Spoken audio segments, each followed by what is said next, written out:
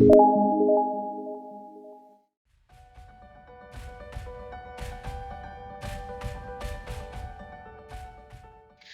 अच्छा बताया आपने डॉक्टर साहब। सबसे अच्छी बात जो मुझे इसमें लगी, मरीजों को भी ये समझने में बड़ा आसान होगा, जो आपने स्पीच में बताया कि जैसे जब हमारा इंटरनेट कनेक्शन खराब होता है तो जैसी आवाज आती है, तो हर किसी के लिए मेरा ख्याल है कि समझना बहुत आसान हो गया कि स्ट्रोक की अलामात क्या होती हैं।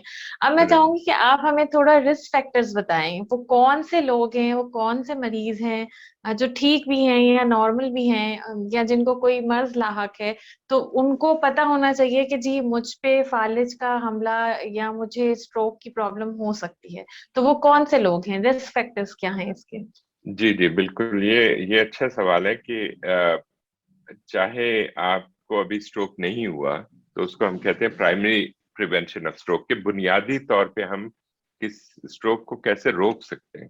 क्योंकि आप ये हम्म। समझिए कि स्ट्रोक जो है, फॉलेज, ये एक बहुत महंगा प्रॉब्लम है। वैसे तो हर बीमारी जो है वो समझे कि हर बीमारी का मसला है कि हर बीमारी जो है वो खतरनाक भी है, उसमें पैसे भी लगते हैं, वक्त भी लगता है। लेकिन स्ट्रोक का मसला ये है कि खुदा ना खास्ता अगर आप फालिज, आपका एक हिस्सा बिल्कुल जाया हो गया, दाएं या बाएं, ना आप चल सकते हैं, ना आप बोल हम्म। सकते हैं, आप अपनी फैमिली पे भी बोझ हो गए, आप खुद काम भी नहीं कर पा रहे हैं, इलाज भी लंबा हो गया, मतलब महीनों चल हो गया ना कि आप हम्म। बेकार हो जाएंगे, बाहर हो जॉब से। तो इसलिए ये बाज़ औक़ात हार्ट अटैक से भी सीरियस मैं समझता हूँ इसको, कि हार्ट हम्म। अटैक, लोग कहते हैं जी हार्ट अटैक बहुत सीरियस। मैं कहता हूँ हार्ट अटैक में या तो ये होता है कि अगर छोटा हार्ट अटैक है, आप जल्दी से एहतियात होके काम शाम करना लग जाते हैं। हम्म। अगर बड़ा है तो खुदा न खास्ता फिर आपकी डेथ हो जाती है। लेकिन हम्म। यहाँ ये है कि अभी आप डेथ भी नहीं हुई और आप बेकार, मतलब यानी आप माजूर हो गए ना। तो हम्म। माजूरी से अल्लाह ताला सबको बचाए। तो इसलिए बड़ा जरूरी है कि हम इसको एहतियात करें कि हमें हो ही ना, हम्म। क्योंकि हो गया तो फिर बड़ा मुश्किल है इसका इतना इलाज। वो हम बात कर सकते हैं बाद में, लेकिन तो क्या, तो उसमें जो जो क्या कहते हैं उसको बचाने के लिए, स्ट्रोक को, फालिज को बचाने के लिए पहले हमें ये जानना जरूरी है कि भाई होता क्यों है। जैसे आपने सवाल किया कि ये होता ही क्यों है, तो हम्म। उसके ना सात आठ जो है बुनियादी चीजें हैं जो कि इसको ऐसा ऐसा हमारी जो पाइप्स हैं बॉडी में, जो आर्टरीज हैं, उनको हम्म। डैमेज करते हैं, उनकी इनर लाइनिंग को डैमेज करते हैं। तो वो जब हम्म। जो पाइप्स हैं वो डैमेज होंगे, या तो वो फट जाएंगे, जिस तरह वो हम्म। हेमरेजिक स्ट्रोक है, या फिर वो आहिस्ता आहिस्ता क्लोज होते जाएंगे और बंद हो जाएंगे। हम्म। ठीक है ना। तो उसमें क्या चीजें हैं, सबसे सबसे इंपॉर्टेंट जो है वो ब्लड प्रेशर, हाइपरटेंशन जिसको कहते हैं। अम, उस वो ब्लड प्रेशर जो है is the number one hmm. Cause for having a stroke. और अक्सर लोग इसको बड़ा लाइट लेते हैं कि चल कोई नहीं, हम्म। 140 है, 140 है, 90 है, कोई इतना मसला नहीं है। हम्म। लेकिन आप ये देखें कि ऐसा ऐसा जो जो नई नई रिसर्च आती है, साइंस का यही है कि अपने आप को, कई लोग इसको मजाक में कहते हैं कि जी ये तो साइंसदान जो हैं पहले कुछ कहते हैं बाद में कुछ कहते हैं। हम्म। लेकिन यही इसका हुस्न है, साइंस का हुस्न यही है कि हम जब एक बात करते हैं और उसको बाद में फिर दोबारा जज करते हैं या रिसर्च हम्म। करते हैं और वो गलत होती है, तो हमें इसमें कहने में कोई मजाका नहीं है कि भाई हम उस वक्त गलत थे, अब ये सही बात। हम्म। तो वो उसमें फिर चेंज आती रहती। तो कोई 20 साल पहले, 25 साल पहले 140 और 90 जो है वो एक लिमिट थी। फिर उसको हम्म। हमने कम किया, रिसर्च ने साबित किया कि नहीं नहीं, इसको 135 और 85 कर। हम्म। ठीक है, अभी ये है कि 130 और 80 है। तो अब हम्म। ऐसा ऐसा आप देखें कि हम उसको सख्त होते जा रहे हैं लोगों पे कि भाई आप आइडियली तो आप 120 और 70 के करीब होना चाहिए। अब ऊपर वाला नंबर हम्म। 120, नीचे वाला नंबर 70। लेकिन अगर चले आप मार्जिन रखते हैं, तो ये ना करें कि 130 से ऊपर अक्सर रह रहा है आपका और इधर 80 से ऊपर रह रहा है।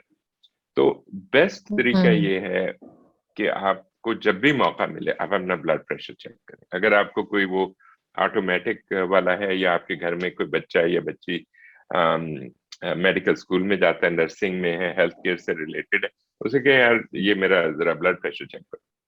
ठीक है।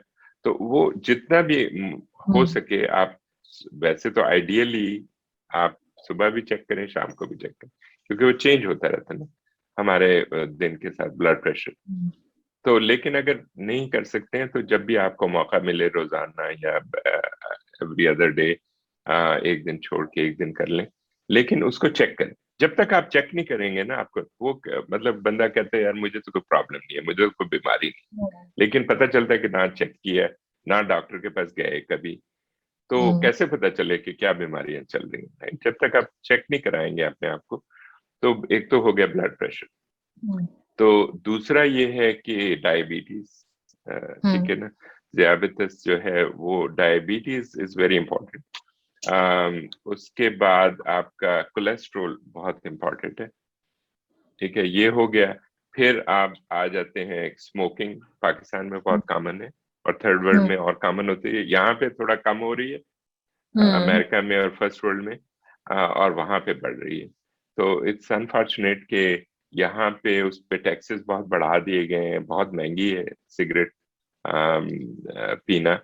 और दूसरा बड़ा एक किस्म का मैं समझता हूँ कि जब मैं आया था 20-25 साल पहले, तो इस तरह लगता था काफी लोग पी रहे हैं, लेकिन अभी ऐसा होता है कि कभी देखने को नहीं मिलता, या तो वो छुप के पीते किसी जगह, क्योंकि आप ना तो रेस्टोरेंट में पी सकते हैं, ना होटल में पी सकते हैं, ना अपने ऑफिस में पी सकते हैं, ना आप हॉस्पिटल में, ना किसी इंतजार गाह में, ना बस स्टॉप पे, तो ना घरों में, तो कहाँ पिए। तो वो इस तरह के जो इकदाम हैं वो बहुत जरूरी है। एक मुआशरा, पूरा हम्म। मुआशरा ये डिसाइड करता है कि भाई हमने ये नहीं करना।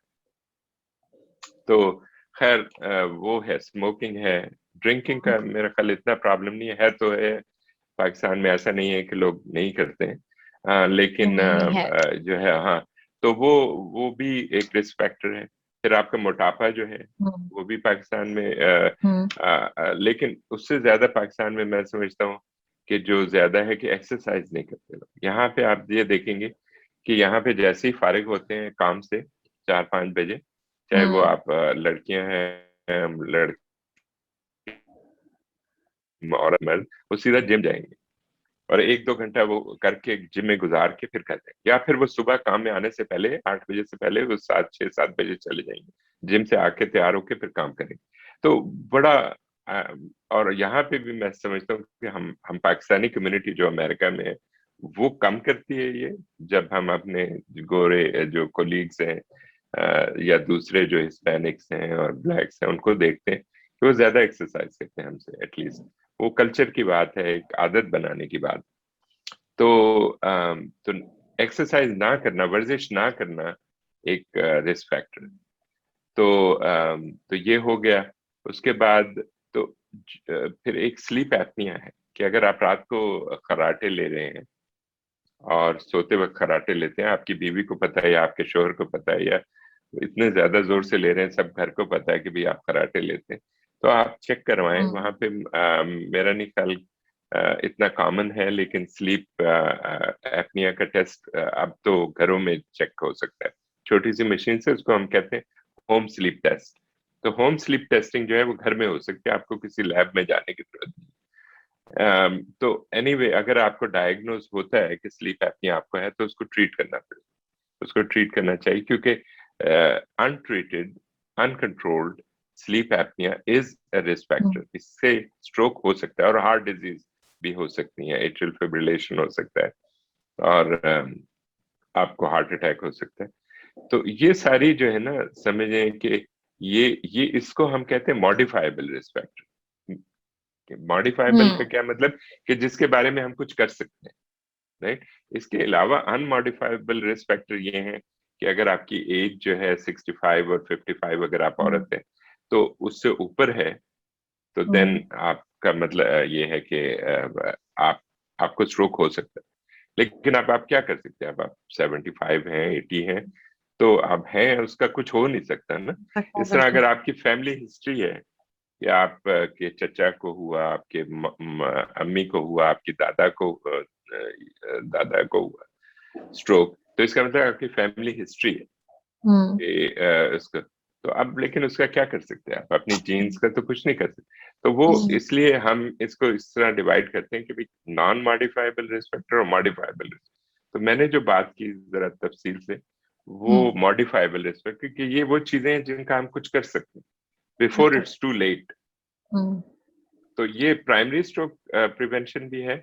और अगर हम्म। खुदा न खास्ता आपको कभी हुआ है स्ट्रोक या हार्ट डिजीज, फिर तो बहुत ही जरूरी कि सेकेंडरी स्ट्रोक प्रिवेंशन जो है उसमें ये सारे रिस्क फैक्टर भी कंट्रोल करने हैं। और फिर आपने एक ब्लड थिनर भी लेना है, वो एस्प्रिन हो सकती है या वो क्लोपिडोग्रिल हो सकती है।